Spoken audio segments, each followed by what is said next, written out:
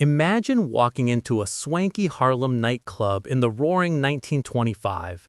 The air pulses with the syncopated beats of jazz, poetry flows like a midnight pour of whiskey, and the energy of a revolution hums in every corner. This wasn't just a neighborhood in New York City, it was the heartbeat of a cultural awakening, a defiant declaration that Black creativity would reshape America. Welcome to the Harlem Renaissance, a dazzling explosion of art, music, and identity that would echo far beyond its streets. The stage was set in the early 1920s. Harlem, once a quiet suburban retreat, had transformed into a bustling hub as part of the Great Migration.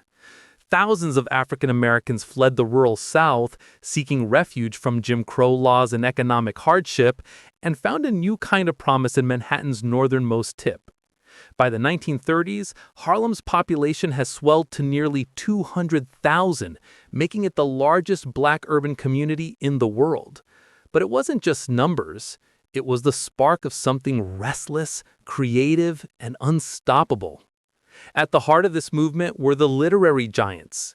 Langston Hughes, with his jazz-infused verses, captured the rhythm of Black life like no one before.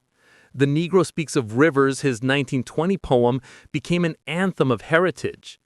Zora Neale Hurston, an anthropologist and writer, dug into the roots of African American folklore, weaving stories of resilience in Their Eyes Were Watching God. Alain Locke, the philosopher-editor, christened it the New Negro Movement, a rebirth of dignity, art, and intellect. Together they shattered stereotypes, pouring their voices into magazines like The Crisis and anthologies like The New Negro, which became the Renaissance's Bible. But Harlem's revolution wasn't just about words, it was sound. Jazz, the syncopated heartbeat of the era, flowed from joints like the Cotton Club and the Apollo Theater, where Duke Ellington's orchestra reigned.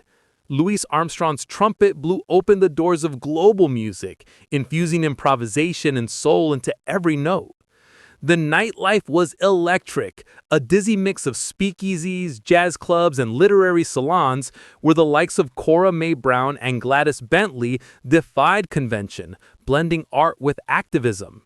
This was freedom in sound, a sonic rebellion that echoed worldwide. Visual artists also left their mark.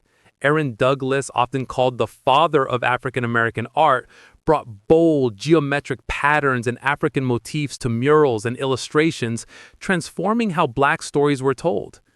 Jacob Lawrence's vivid panels on migration captured the struggles and triumphs of everyday people.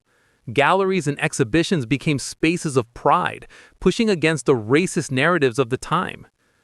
But the Harlem Renaissance was more than aesthetics. It was a movement for racial pride.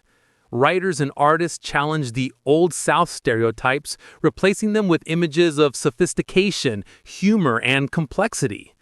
It fueled a new consciousness, inspiring future generations towards civil rights activism.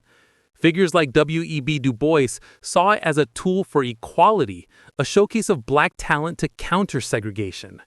And though it was rooted in Harlem, its waves washed over borders. European avant-garde swooned over jazz, and writers globally borrowed its boldness.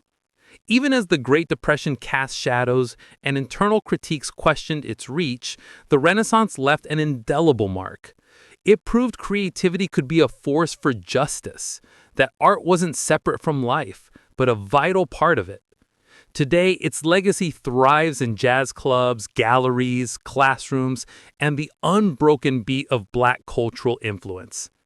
As the last notes of a saxophone fade in the Harlem night, the spirit of this revolution lives on, reminding us that creativity knows no bounds, and every beat, every line, every brushstroke was a defiant step toward freedom.